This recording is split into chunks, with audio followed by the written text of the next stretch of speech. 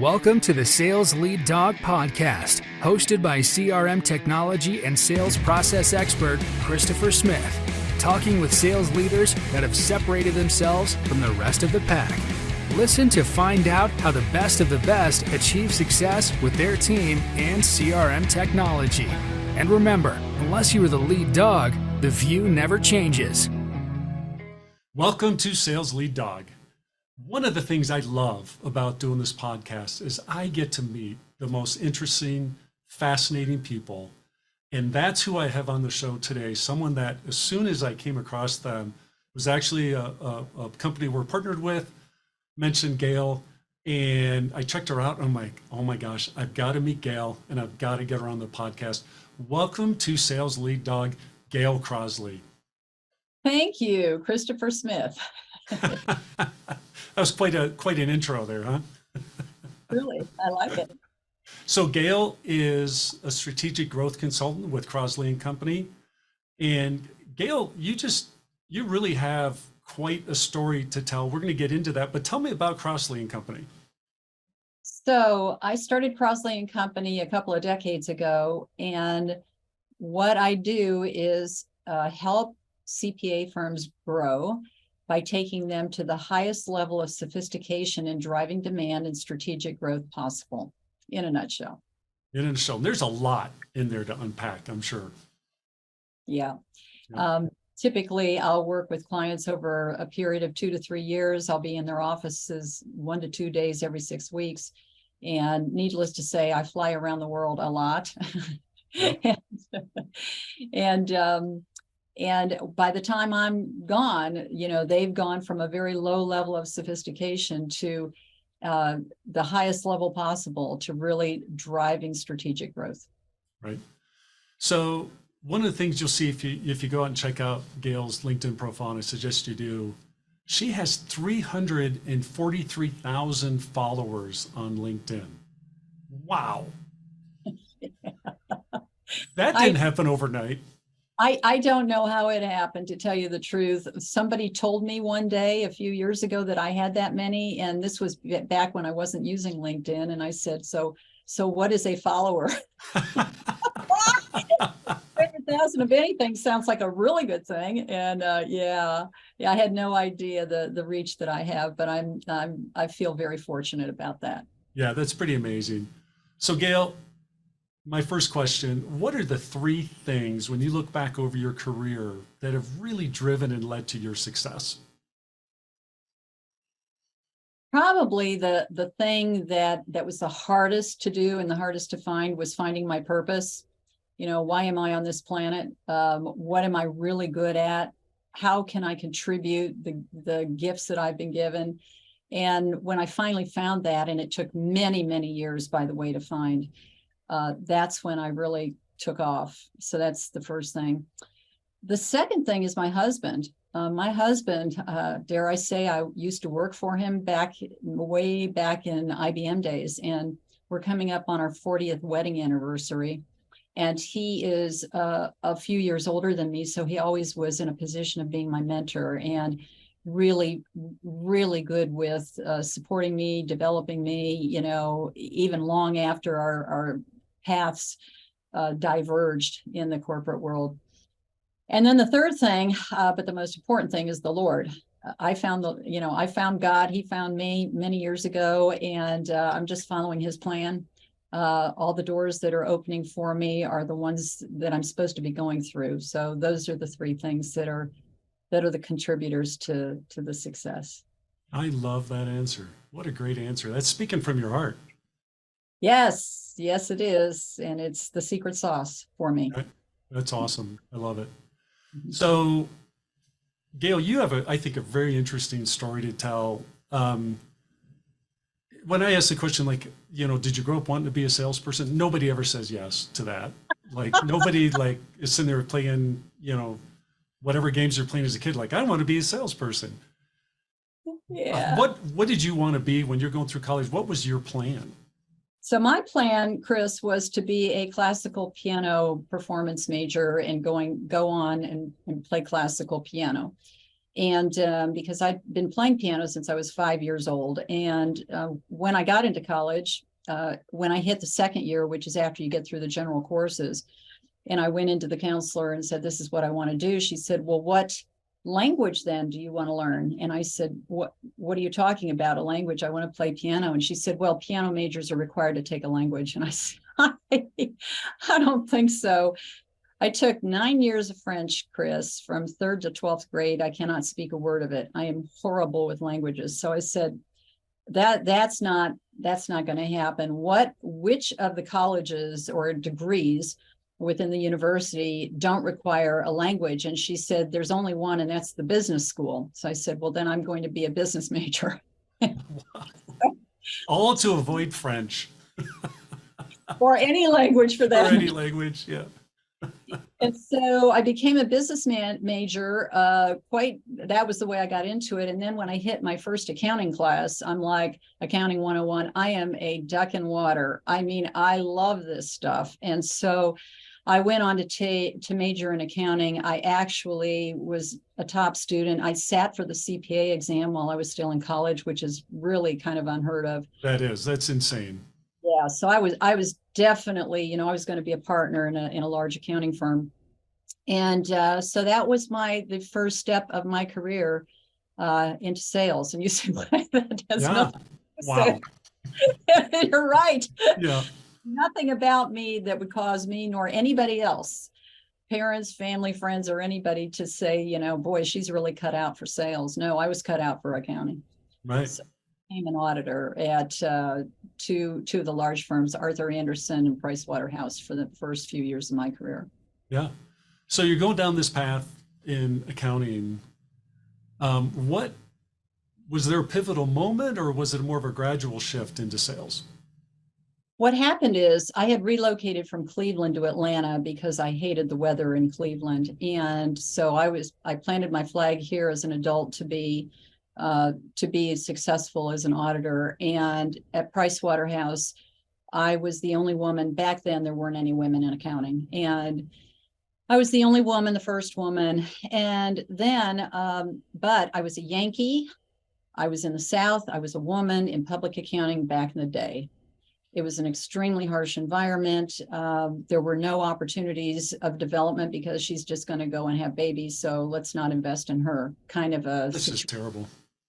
It was rough. Yep. But anyway, so I decided to leave, and I said, perhaps corporate America is a better place to be. And by this time, I had practiced as a CPA for a while. So I was looking for an accounting job in corporate America. And I wandered into the local IBM office in Atlanta, and they said, we're sorry, we don't have any accounting jobs. We're a sales office. And I said, oh, well, goodbye. And they said, wait, we think you can sell. And I said, excuse me, I'm a professional. Oh, I left. And they kept coming back at me, over the period of a year. And, I tried a couple of other jobs that, an internal audit job, this, that, and the other. And finally, a year later, and they said, listen, we are starting the first class for women to teach them how to sell the big irons, the big mainframes that would fill, multi-million-dollar, equipment.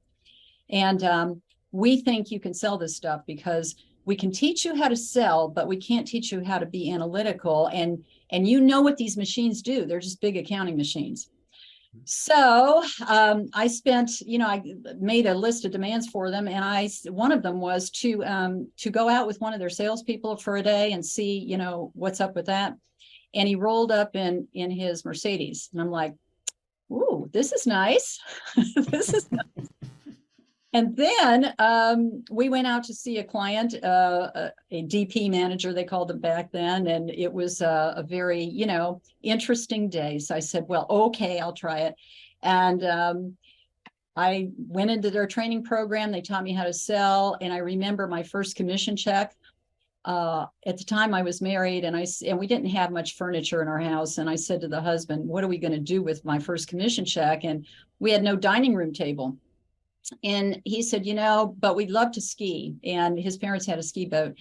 And he said, Gale, you can eat on a boat, but you can't ski behind a dining room table. So we went and paid cash for a ski boat with my first.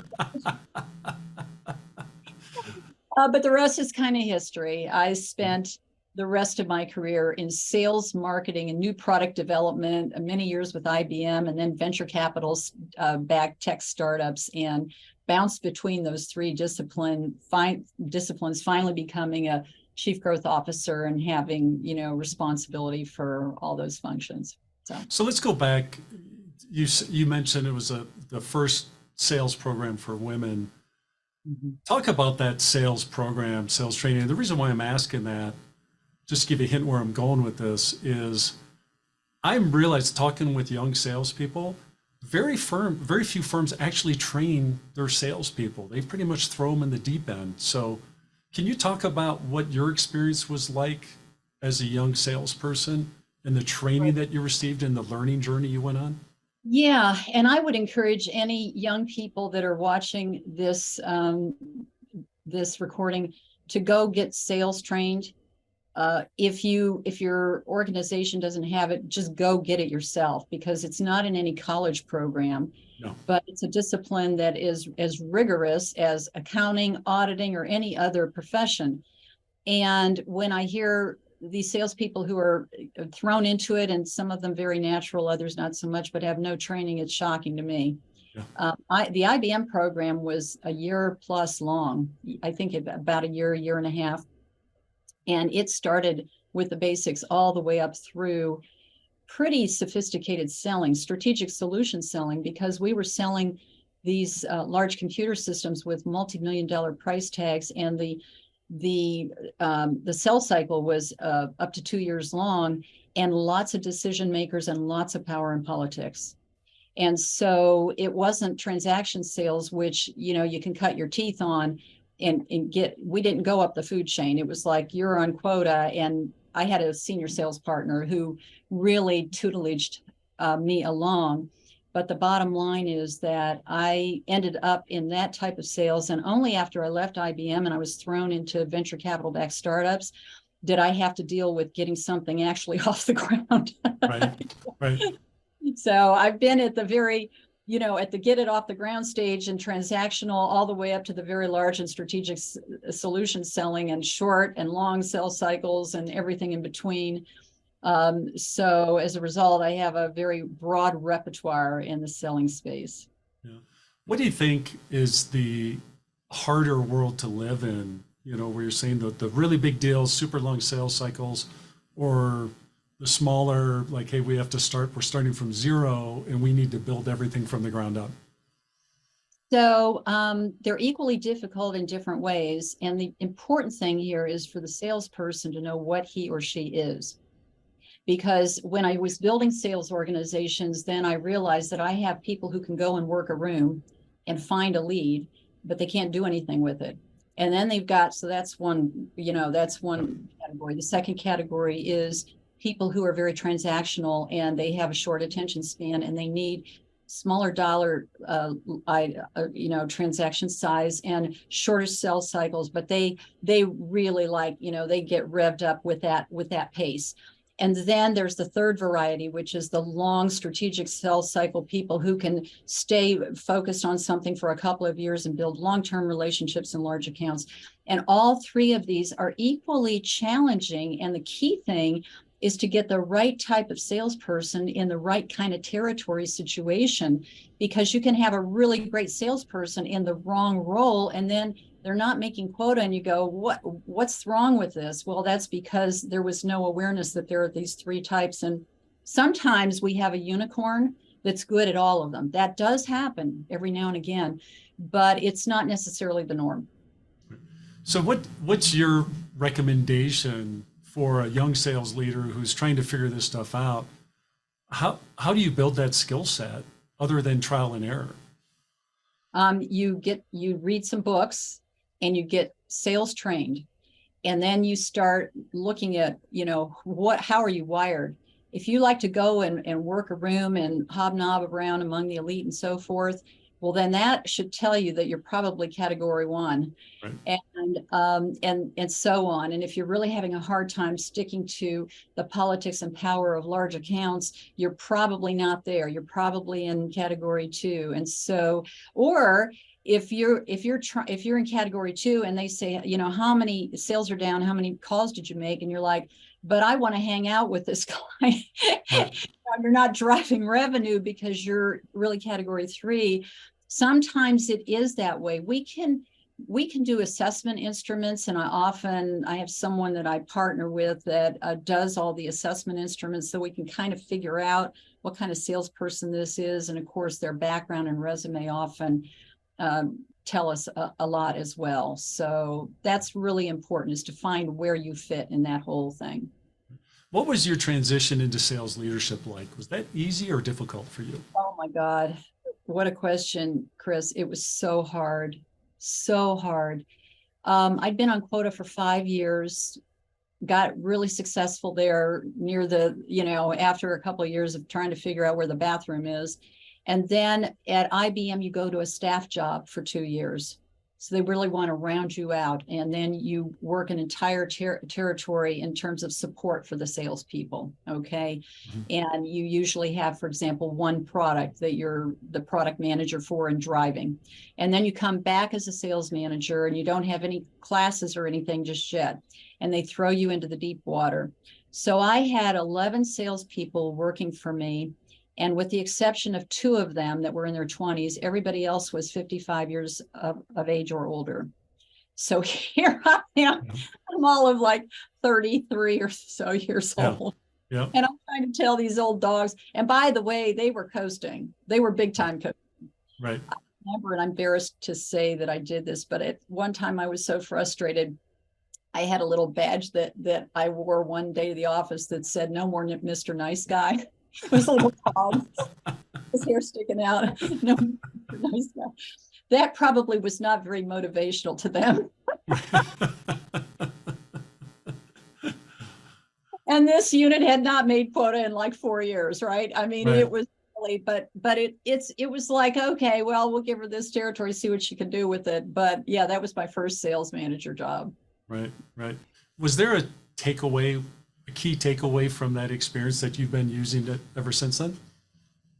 Yes. One of the things that there were a lot of things that I took away, but one of them was, if you've got more senior salespeople and they know what they are doing, give them a quota, give them the support, and get out of their way. I had one, and I learned this later when I was head of sales for MCI for all of Florida, national accounts.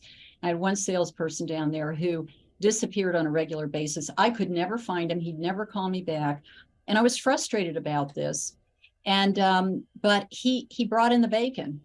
And that really cemented it for me. I said, no, let the guy do what he does. And I, don't make him, I mean, he wouldn't fill out paperwork. He wouldn't get his time, his T&Es in on time. He drove me crazy. And so he had bad behaviors, but he was really a good sales guy. Yep. So it was kind of like, okay, what can I live with and what is unacceptable, right? And live with it. So yeah, that's what I started to learn with these 9 guys that were very mature, and then finally it hammered in later. Yep. So do you have a personal mantra or way that you would kind of characterize your approach to leadership?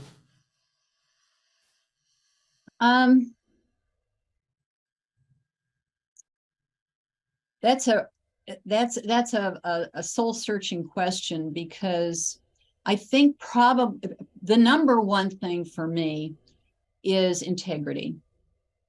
And that's where I said, you have to figure out, what's acceptable and what isn't. If he doesn't put his T&E in on time, that's acceptable. What's unacceptable, and in the same role that I had one salesperson who was sleeping with the president of the company. And then I found out from a competitor that this was happening. Well, it didn't matter at that point how much she was driving revenue wise. Right. I had to make a decision, and it was an easy decision for me. I don't care how much revenue she's driving. That integrity has to be at the foundation, because when you think about people who are buying something from you, they're trusting you. Yeah. And if you can't be a person of integrity, at some point along the way, you're going to violate trust, and that's not going to be good for anybody in the long term. So that's one. The second thing is, and it's tied to the first one, your reputation is everything. It's everything in a market. And when you get crosswise or sidewise from somebody, you've got to clean that up. Because you got to clean it up. And sometimes it's really hard to step up to the plate and clean it up. And you have to be the more mature person, like, well, he did me wrong, or she was, she got, credit for that opportunity that I was supposed to, whatever. You have to sit down and say, let's talk through this, even though it's uncomfortable. It's got to be done, because your reputation that you are a person of high integrity and you will look out for the best interests of the client always has got to be number one. Oh, I couldn't agree more. Especially that scenario, that's an absolute deal breaker for me, where it's like, there's just a fundamental level of trust you have to have with people, and they violate that. I'm sorry, that's done. It's like, that's a really almost impossible thing to recover from. Well, and it's not just the person, it's the market itself, because it bleeds over. And how are you going to show that you're a person of trust if you aren't consistently one of them? Right. It's going to break down somewhere. Yeah. It will follow you, and it will bite you sometime down the road, and it will get in the way of what's really important, which is that consistency in character, integrity, and reputation, and putting the other person first. And this is really hard to do, Chris, because you've got quota hanging over your head. Yep. So you've often got this push and pull going between what's the right thing to do and what's the thing that is going to be the best thing for me. Right. And there's not a doubt in my mind now, after all these years. Was I like that in the beginning? No, I don't know that I was. But now I realize it's everything. That even if I didn't make quota, what am I here for? What's the long game here? Mm-hmm. And making quota, not making quota for 1 year in the bigger scheme of things is not nearly as important as the long-term game. And when people know that you're putting their interest before yours, that's worth its weight in gold. I wish I could say that I knew that back when I was a young sales pup, but now that I know it, I pass this on to all of your listeners, and especially those that are coming up through the ranks that will be put in these situations all the time.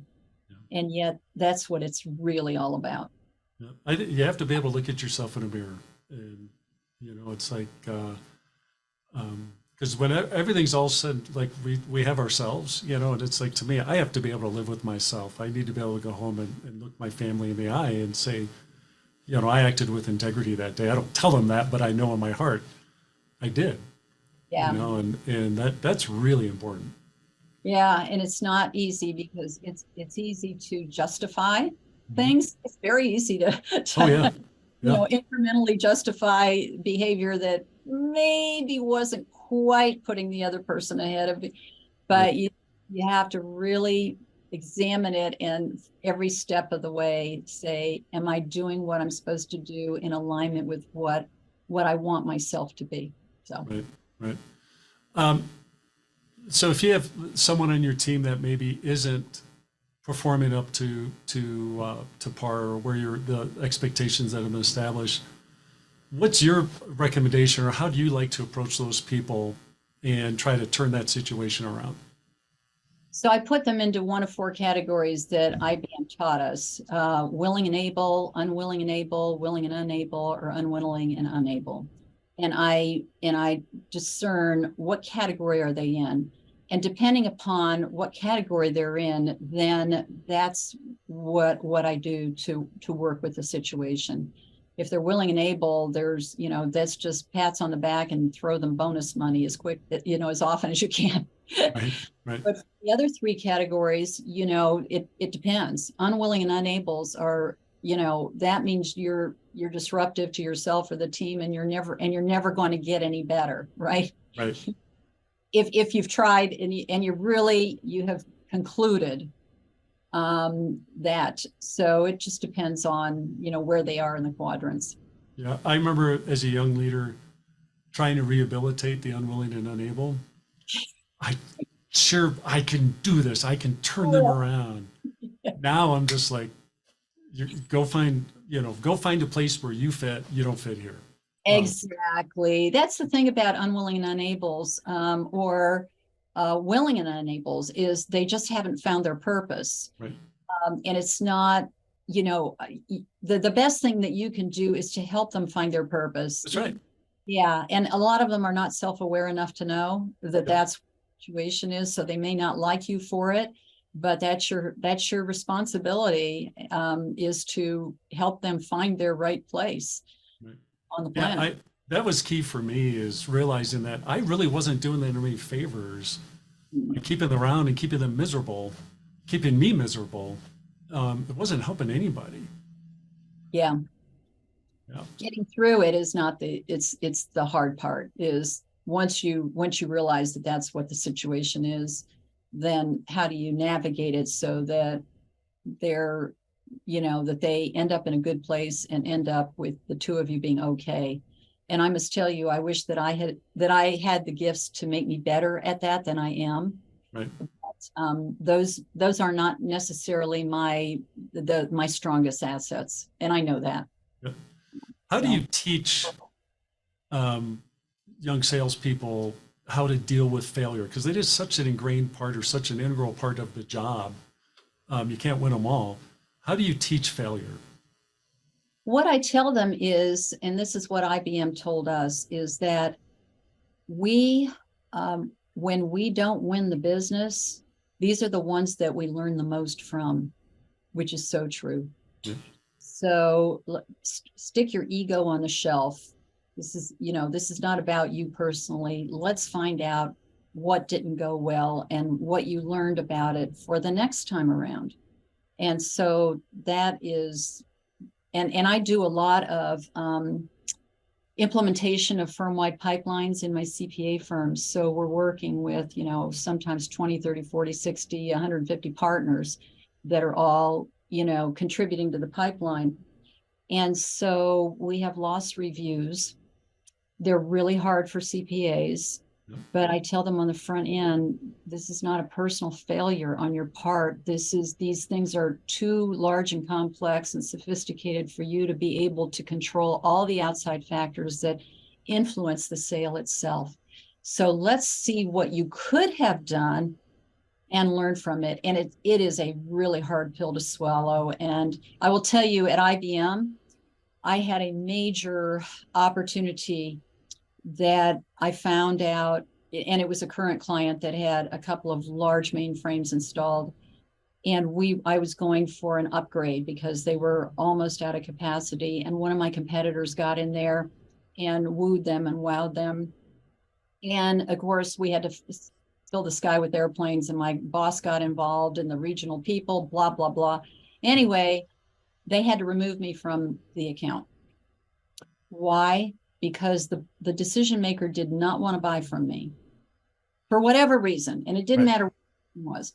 Yep. He wasn't going to buy from me. And my boss had the wherewithal and understanding to realize that, and sat down with me and said, listen, this is not about assuaging your ego, Gale. Right.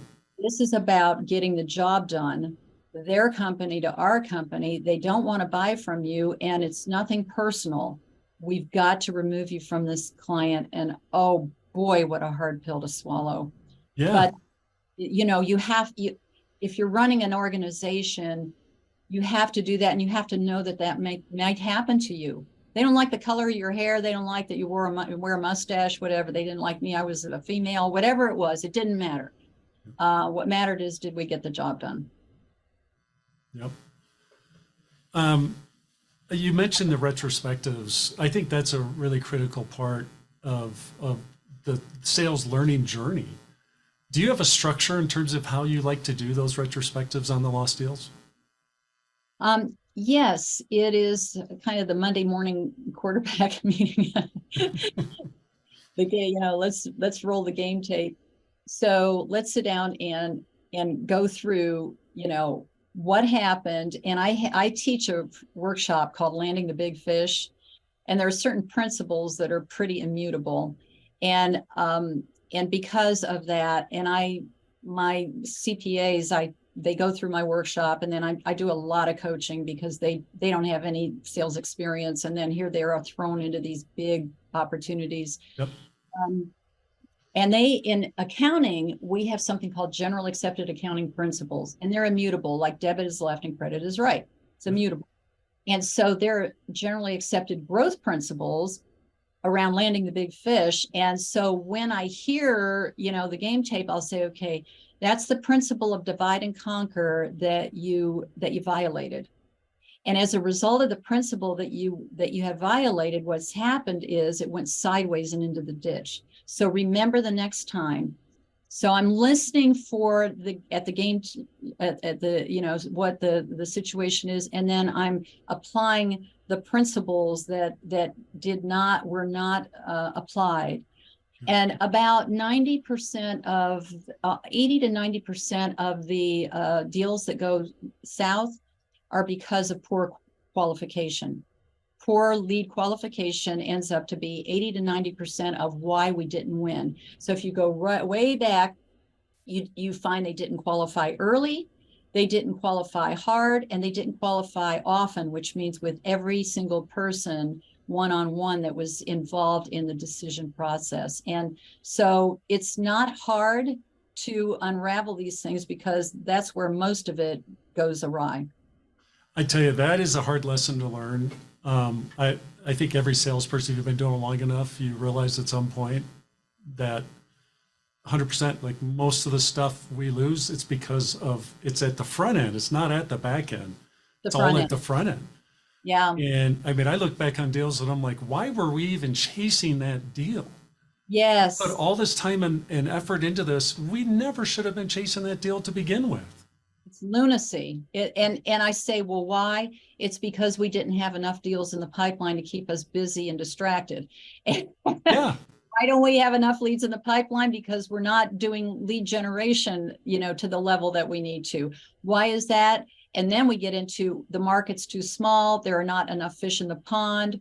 The market conditions are poor, all kinds of stuff or we don't know how to find leads. When we see a lead, we don't even know unless it slaps us upside the head. So yeah.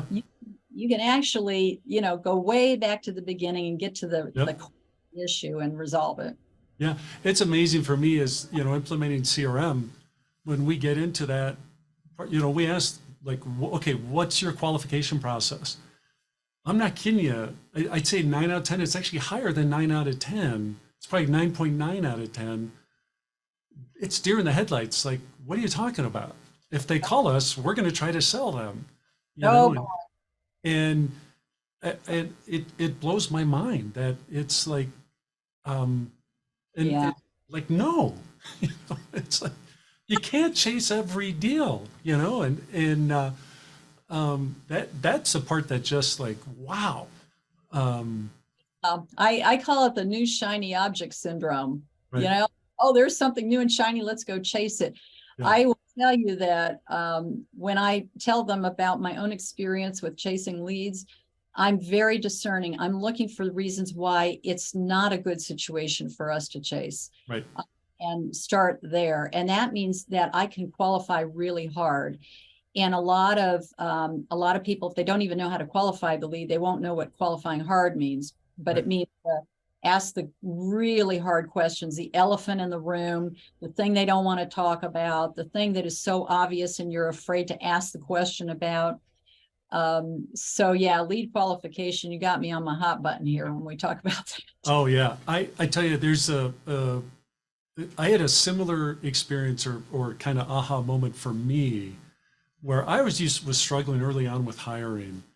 And I would save all my hardest questions for the end when I was hiring people, because I was almost like I wanted to convince them to come work with me and come work with my team. And then I read this book called Who, the A+ Method for Hiring. And they were just like, your time has value. Why are you wasting all this time interviewing someone if you know you're not going to hire them? So Yeah. put all your hardest questions up front. You're looking for reasons not to hire them. Right. Get those up front, screen them out, and move on to the next one. And to free your time up to focus on the person you really want to hire. Yeah. And it's the same way with your qualification process. You're looking for those reasons Yep. why I don't want to work with you, why this isn't going to work, because time is value. I need to focus all my time and energy on the deals I actually have potential to close. I'll tell you that early on, several years ago, I ran into the Sandler method, and Sandler's still around, and I liked, they are a proponent of this approach. So those of you who are watching this, and by the way, the Sandler didn't pay me any money. It's some sales training, at least look at the Sandler, which is qualify hard, really, really ask the questions. Yeah. Yeah, that's great. We're coming up on our time here. I could keep talking to you forever, but I just said, we have to shut this down sometime. So Gale, if people want to reach out, connect with you, they want to learn more about Crosley+Company, or if they just want to connect with you personally, what's the best way for them to do that? So my website is Crosley+Company.com.